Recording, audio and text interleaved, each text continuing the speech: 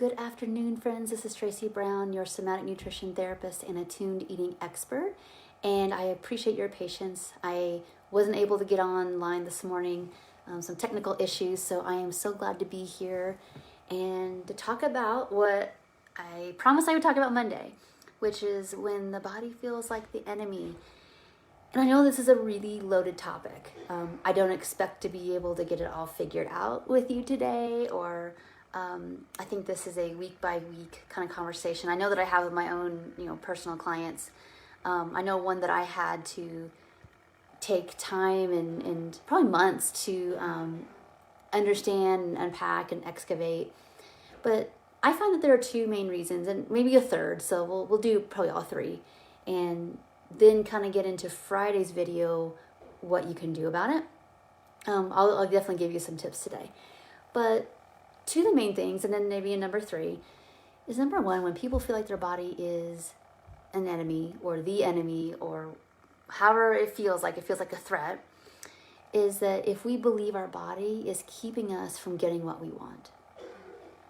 That's pretty hardcore, right? If you believe that you have a wrong body to prevent people from criticizing you or prevent people from loving you, you might see like that's the solution, of course, right? Especially when we're younger, the solution is like just get the right body, or if it doesn't take up so much space, then I would get my needs met for love and security and belonging and feeling like I matter and having value and worth.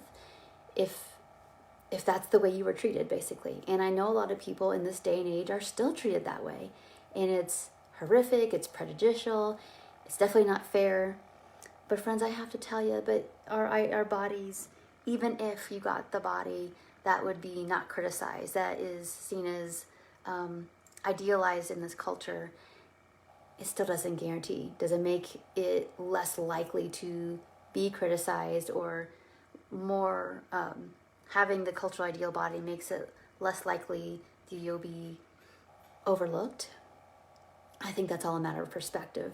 It's like there's a yes to it, and then there's also a, but not by everybody. Not everybody is all the people who maybe in the past, or maybe even in the present, share those same beliefs that also come from indoctrination and pain and trauma. And those aren't the people that we're ever going to be able to get a maybe unconditional love from in the first place. It's so important. And these are big topics, by the way, but that's number one.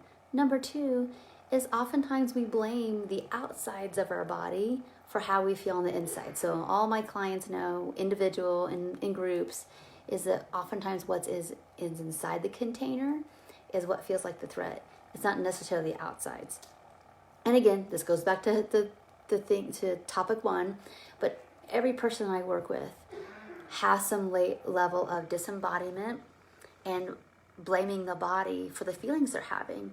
And the truth is, the body isn't the one that caused harm to us. Maybe harm was done to us via our bodies, but it wasn't the body's fault. It's not your fault.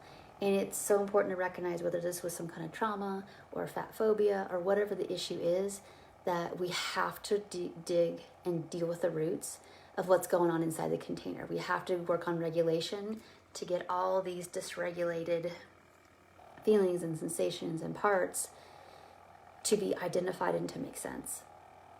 And to truly work on an identity outside of the body being a problem. That's really important. And then number three, I'll just do a bonus. Sometimes people feel like their bodies are a threat or against them or are the main problem because of illness or some kind of disability and all those kind of things. And I think, everybody's different in the time span in our lives that it takes us to be able to make peace with the situations we're in. It's not for me to say how you do it, when you do it, even if you do it. But at the end of the day, like, the body is not the threat and the problem. It may be that it's frustrating us, that's true, or it's not doing what we want it to do. But that's still about expectations. and grieving and frustration. And again, all the feelings that we need to feel.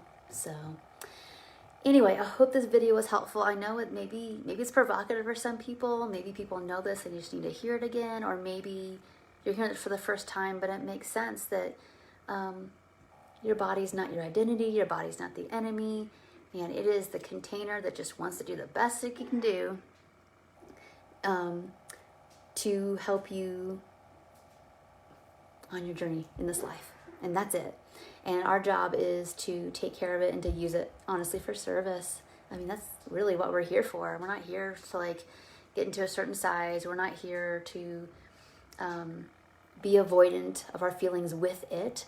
We're not here. That's definitely misuse of our bodies, is to numb them out in some kind of way, to not heal what we're here to heal as well. So on Friday's video, I'm going to talk a little bit about these other topics, and especially the first two, and give you a little bit more practical stuff to be able to work with that. But for now, I just wanted like this information, this truth to come out, and to be with it and settle with it and see what comes up for you and how resonant it feels and all that kind of stuff. So I hope this video was helpful, and I will see you on Fridays, okay?